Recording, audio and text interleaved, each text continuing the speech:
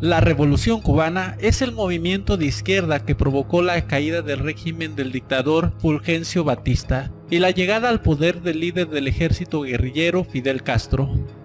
Esta ha representado un evento importante en la historia de América al ser la primera y con más éxito de varias revoluciones de izquierda que sucedieron en diversos países del continente. El régimen resultante de la revolución ha mantenido el gobierno en el país a pesar de la enorme cantidad de adversidades, manteniéndose a flote incluso luego de la caída del bloque socialista. Pero ¿cómo inició todo y quiénes fueron sus participantes? Soy Benny Rentería y a continuación en este video te lo explicaremos.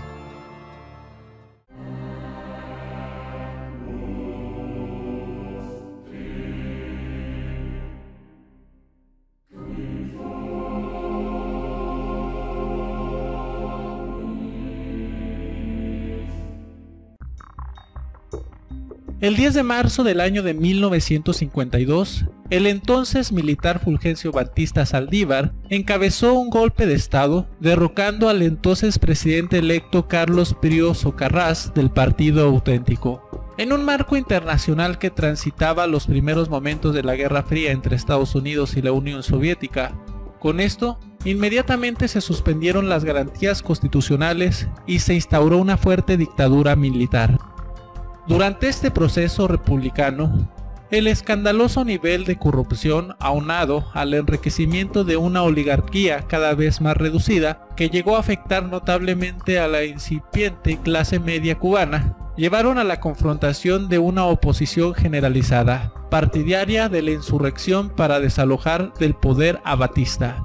Con esa oposición se identificaron numerosos partidos políticos, los sindicatos, el movimiento estudiantil e incluso sectores del empresariado. En esas condiciones, el grupo de jóvenes que se hacía llamar la Generación del Centenario se organizó militarmente y liderados por Fidel Castro el 26 de julio de 1953 intentaron tomar el cuartel Moncada ubicado en Santiago de Cuba y el cuartel Carlos Manuel de Céspedes en Bayamo, fracasando en el intento y perdiendo decenas de aliados que terminaron muertos. Este ataque provocó que el gobierno militar respondiera con una severa acción represiva que llevó a la detención y enjuiciamiento público de Fidel Castro y otros atacantes. Pasados 2 años, en 1955, y ante la creciente presión popular e internacional, Batista se ve obligado a soltar a Castro, quien sale de Cuba y se establece primero en Estados Unidos y luego en México, donde fundó el movimiento 26 de julio, M267 entre paréntesis, una organización cuyo fin era derrocar a Batista y que tenía una ideología de progreso y grandes cambios.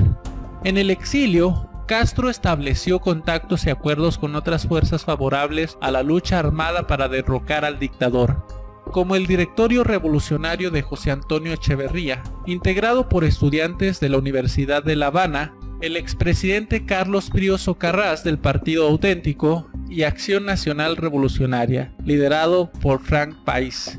También se unieron a su lucha Camilo Cienfuegos, Ernesto Che Guevara, entre otros.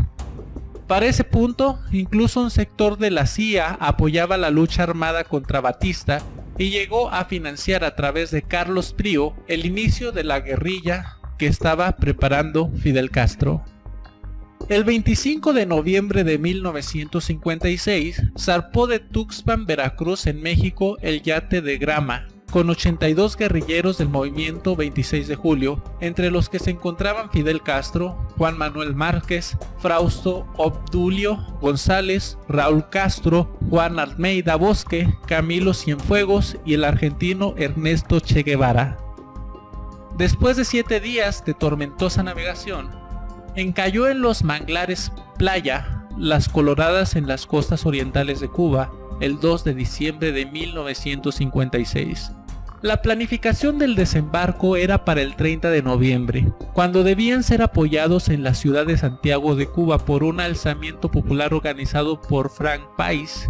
Sin embargo, la tardanza impidió el éxito de esta coordinación destinada a distraer las fuerzas del ejército batistiano para facilitar el desembarco de los guerrilleros. En cambio, el ejército cubano, al mando de Batista, era de 80.000 hombres. Dispersos, medio perdidos y perseguidos, los expedicionarios sufrieron una serie de derrota inicial en Alegría de Pío, debido a la cual poco más de 20 hombres de los 82 iniciales pudieron internarse en la Sierra Maestra, una zona de difícil acceso en el oriente cubano, donde lograron instalarse.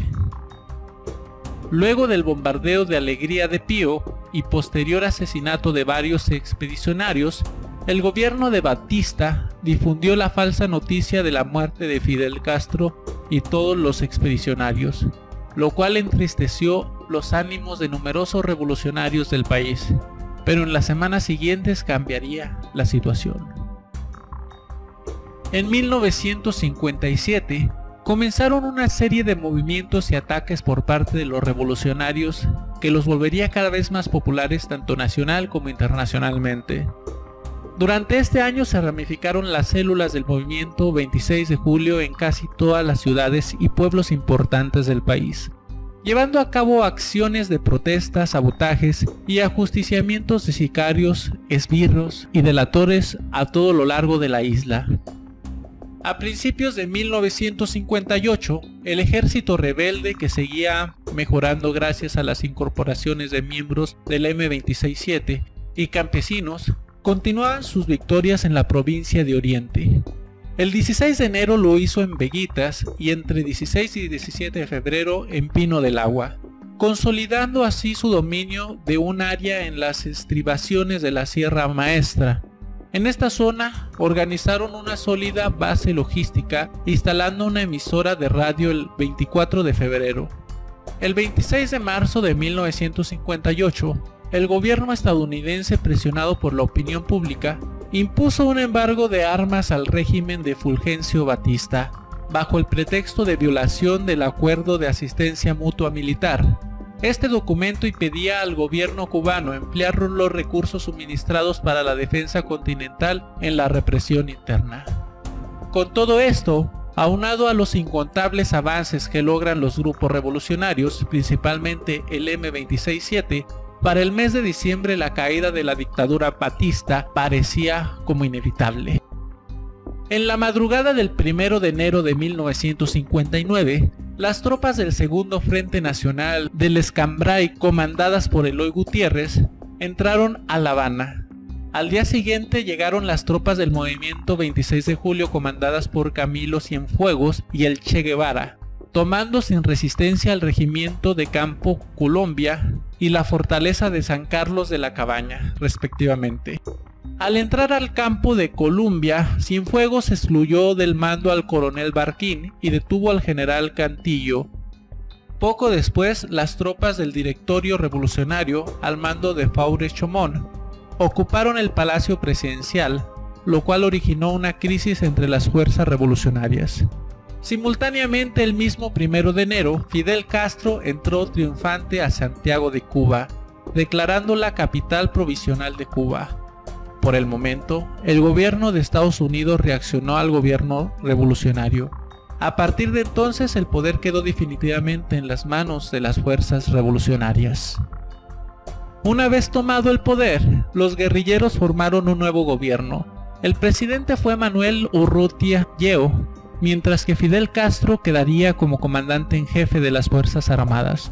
Una vez en el poder, Urrutia comenzó rápidamente un programa para cerrar todos los prostíbulos, casinos y loterías, bajo el argumento de que estos habían sido durante mucho tiempo una influencia corruptora sobre el Estado cubano.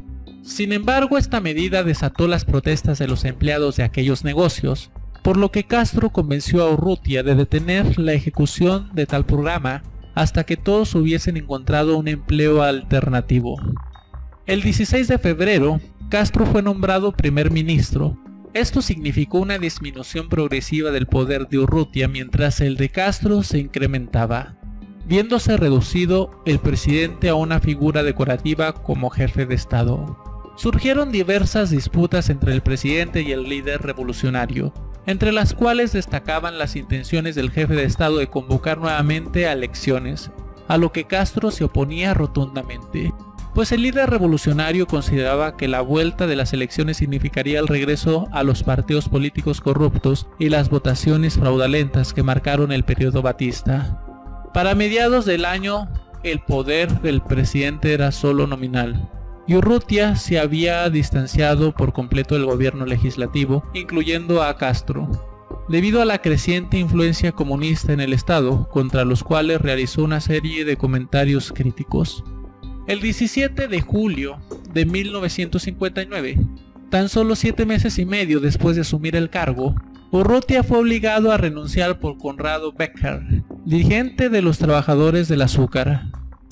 Aunque Castro renunció brevemente como primer ministro en protesta, ese mismo día denunció también al gobierno de Urrutia por considerar que su febril anticomunismo estaba teniendo un efecto perjudicial en el gobierno cubano. El sentimiento de apoyo hacia Castro provocó una manifestación popular contra el jefe de Estado frente al Palacio Presidencial, exigiendo la renuncia inmediata de Urrutia y la reincorporación de Castro como primer ministro. Tan solo un día después, viéndose sin apoyos, Urrutia aceptó renunciar. El 23 de julio, Castro regresó a la posición de primer ministro y nombró presidente a Osvaldo Dorticos Torrado, que era más leal a las reformas socialistas emprendidas por la revolución. Con la revolución en el poder se incrementaron las huelgas de trabajadores, industrializados y agrícolas, quienes buscaban mejoras salariales y en condiciones laborales. El gobierno apoyó estos movimientos siempre y cuando afectaran a empresas extranjeras. Al inicio de los años 60, el gobierno cubano expropió las empresas petroleras y azucareras de Estados Unidos, así como los bancos, la industria y las empresas comerciales. En respuesta a esto, en octubre de 1960, Estados Unidos inicia un bloqueo económico contra Cuba. Después, en 1962, Cuba es expulsada de la Organización de Estados Americanos, es decir, la OEA. Es decir, que el gobierno de Cuba se declara abiertamente comunista y establece una alianza con la Unión Soviética. Esto provoca una gran tensión que llega a su límite en 1962 con la llamada crisis de los misiles. Si esta información te pareció interesante, espera la segunda parte de este video. Si el video te gustó, dale like, también puedes dejarnos tus opiniones y observaciones en la caja de comentarios o compartir este video con tus amigos. No olvides darte una vuelta por este canal. En él encontrarás videos interesantes de muchas índoles que de seguro te gustarán.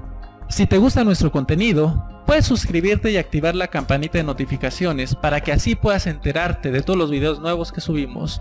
Soy Benny Rentería, hasta luego.